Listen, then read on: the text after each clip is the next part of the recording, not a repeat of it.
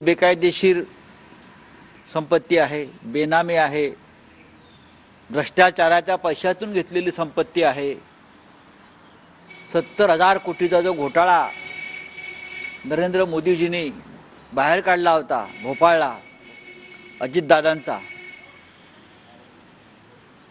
आम्हाला वाटलं की सगळे आरोप ते सुडबुद्धीने करतायत, ही आमची भूमिका राहिली तेव्हा, आणि त्यांच्या संपत्तीवर टाच आली आणि ताबडतोब काल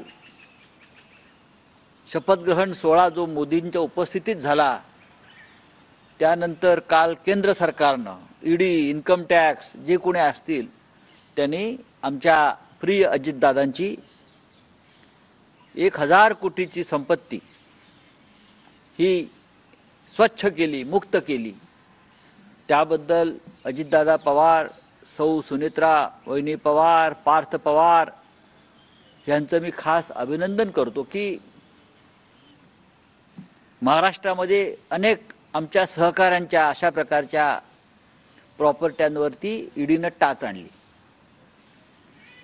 पण ते फक्त भारतीय जनता पक्षाला शरण गेले नाहीत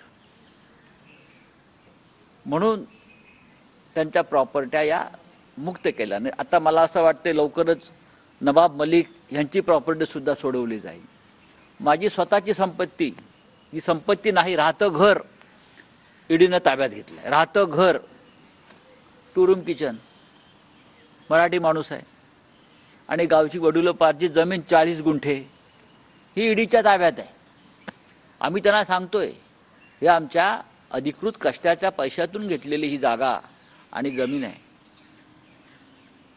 ही आम्हाला मुक्त करून द्या। पण नाही, आमच्यावर दबाव आहे, तुम्ही पक्ष सोडलात तर तुमची सगळी जी काय घर वगैरे जप्त केलं ते आम्ही मोकळं करू, पण आम्ही हे करायला नकार दिला।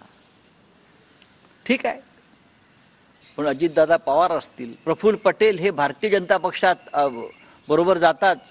8व्या दिवशी त्यांची 200-250 कोटीची प्रॉपर्टी जी दाऊदशी संबंधित आहे, दाऊद इब्राहिमशी व्यवहार आहे, यासाठी जप्त केलेली त्यांची प्रॉपर्टी ईडीनं ही 8व्या दिवशी मोकळी केली प्रफुल्ल पटेलांची। त्याच्याविषयी आम्हाला असूया नाही। एकतर तुम्ही खोटे खटले दाखल केलेत किंवा तुम्ही त्यांना आता वॉशिंग मशीनमध्ये टाकून त्यांच्या प्रॉपर्ट्या तुम्ही मोकळ्या केल्या। असे महाराष्ट्रात आणि देशामध्ये अनेकांच्या प्रॉपर्ट्या भारतीय जनता पक्षाबरोबर गेले, मग बेनामे असतील, भ्रष्टाचाराच्या पैशातून, मनी लॉन्ड्रिंगच्या पैशातून घेतलेल्या प्रॉपर्टी असतील, या सगळ्यांना आपण ताबडतोब मुक्त केलाय। हा आपला भ्रष्टाचाराचा 0 टॉलरन्स। मी यासाठी सांगतोय, मी दादांचं अभिनंदन करतोय, ते फार त्याच्यामुळे अस्वस्थ होते, तणावाखाली होते। हजारो कोटीची प्रॉपर्टी या लोकांनी जप्त केल्यावर त्यांना पक्ष सोडावा लागला, आपल्या वडिलासमान काकांच्या पाठीत खंजीर खुपसावा लागला, पण आज त्यांच्या चेहऱ्यावरती आम्हाला विधानसभेत हास्य दिसेल, स्मितहास्य दिसेल त्यांच्या कुटुंबाच्या चेहऱ्यावर, त्याबद्दल आम्हालाही आनंद आहे।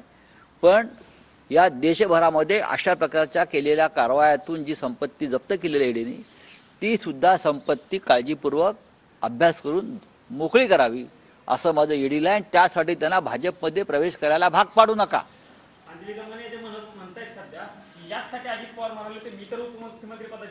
नाही, प्रत्येकाच्या मनात हा प्रश्न आहे ना, प्रत्येकाच्या मनात हा प्रश्न आहे।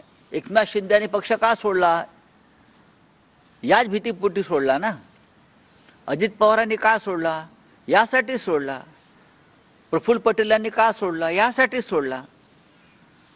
म्हणजे हा जो विजय आहे भाजपला मिळालेला, किंवा हे जे राजकारण आणि कारस्थान आहे ते सोपं नाही आहे। तुम्ही उपमुख्यपदाची शपथ घेतल्यावर 4थ्या दिवशी तुमची 1,000 कोटीची संपत्ती, जप्त केलेली संपत्ती ही अशा प्रकारे मोकळी केली जाते। 8 दिवस थांबा, एवढी घाई काय आहे? थांबा जरा, लोकांना विसरू द्या। पण निर्लज्जपणाचा हा सगळा कारभार हा सुरू आहे।